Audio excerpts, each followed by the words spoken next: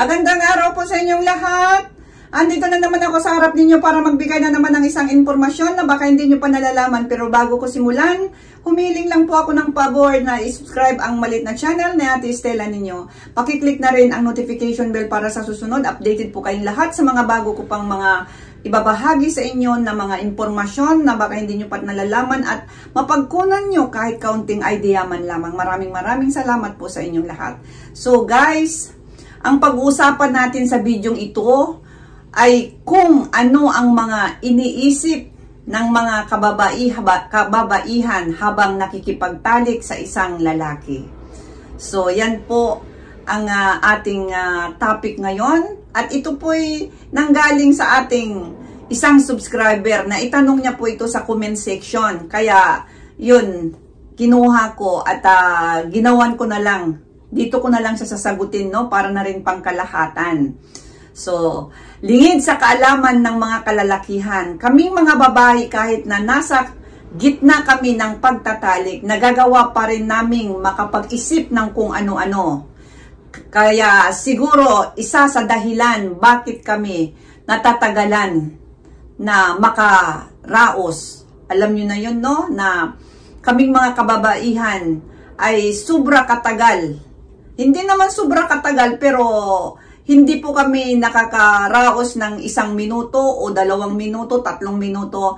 Nasa 10 minutes to 25 minutes ang ano ng babae bago siya makapagpalabas.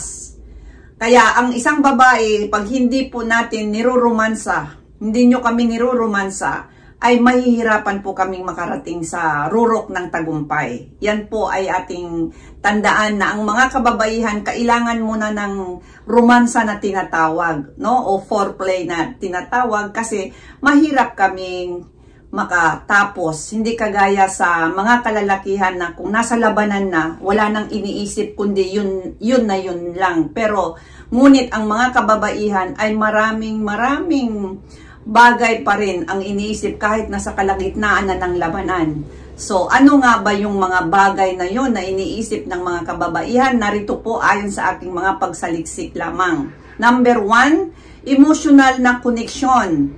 Sa aktong pakikipagtalik, maraming babae ang nakakatuon sa damdamin ng pagiging malapit sa kanyang kapariha. Iniisip nila ang pagmamahal at koneksyon na nabubuo sa oras na yon. So habang nasa labanan po ang babae, no, sa minamahal niya, nandoon yung sinatawag na emotional connection na iniisip niya. Iniisip niya yon kung paano yung yung pagiging tawag dito, yung pagmamahal at koneksyon na nabubuo doon sa inyong dalawa. Ganon kami mag-isip minsan, pero hindi naman po siguro ito pangkalahatan, ngunit karamihan sa mga kababaihan, iba-iba po ang mga naiisip talaga kahit nasa kalagitnaan na ng labanan. So yan po yun, no? Ang number 1, emotional na connection. At ang number 2 naman, yung tiwala sa sarili. Ang ilang babae ay maaaring mag-alala tungkol sa kanilang mga itsura o kung paano sila tinitingnan ng kanilang kapariha.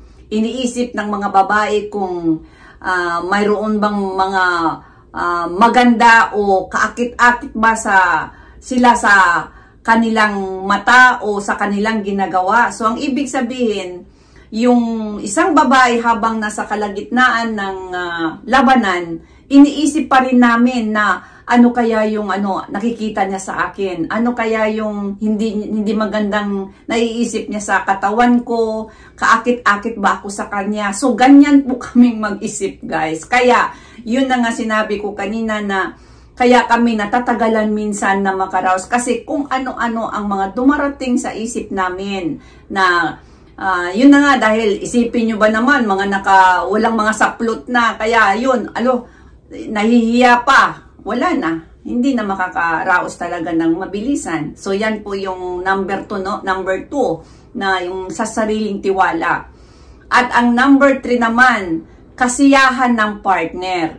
Iniisip din ng mga babae ang kasiyahan ng mga partner nila. So, ang ibig sabihin naman ito naman ay okay lang, no? Na Kung halimbawa siya yung nagdadala, siya yung umibabaw sa partner niya, iniisip din namin na gusto kaya niya yung ginagawa kong paggiling-giling ng mga balakang ko, no? So iniisip talaga din namin kung nasisiyahan din ba talaga ang mga partner namin, kumbaga.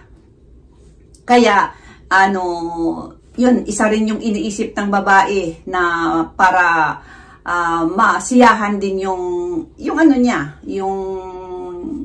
mahal niya. So yan po yung pangatlo, kasiyahan ng partner. Pero ito naman vice versa naman ito, no? Kahit naman siguro sa mga kalalakihan, iniisip din naman nila na ang isang babae na, o sige na, tutulungan kita para gawin ko ang lahat kung nasaan yung mga ikakasiya mo para makaraos ka o makarating ka sa rurok ng tagumpay. Ganon din naman siguro sa mga kalalakihan. So ibig sabihin, hindi lang din babae ang gumagawa nito, no?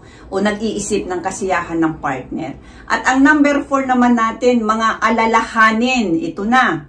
May mga babae din na iniisip ang mga problema o responsibilidad sa buhay kahit sa gitna ng labanan, sa gitna ng pakikipagtalik. So, iniisip pa rin yung mga bagay ng ibang mga kababaihan, guys, yung mga problema sa buhay, responsibilidad kahit na alam mo, nakakatuwa na lang minsan. Kaya nga talagang totoo ito dahil ito'y nararanasan ko rin. Hindi po ito dahil lang aking nasa likod, kundi ako na mismo ang magpapatunay na yun na nga, na kahit nasa kalagitnaan na ng bakbakan o labanan sa kama, no? So yun na ang nangyayari, nag-iisip pa rin kung anong mga iniisip.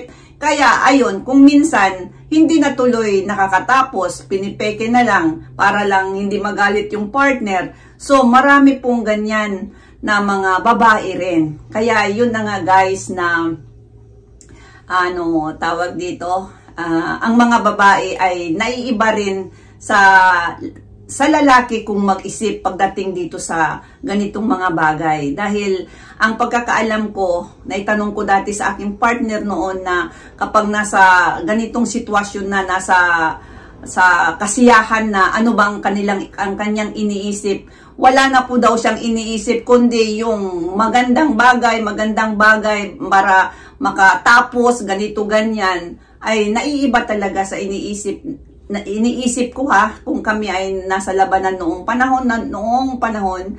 So, yan po ay talagang may katotohanan na marami talagang kababaihan na maraming iniisip na kahit na sa kalagitnaan na yan, So, kaya siguro isa rin na natatagalan na ang babae. Ngunit kung halimbawang idaan ninyo sa romansa muna, siguro naman yung mawawalan na yung babae, na mababaliw na yung babae. Pag nababaliw na ang babae, hindi na maisip, kaya unahan na ninyo na yung pasiyahin, no?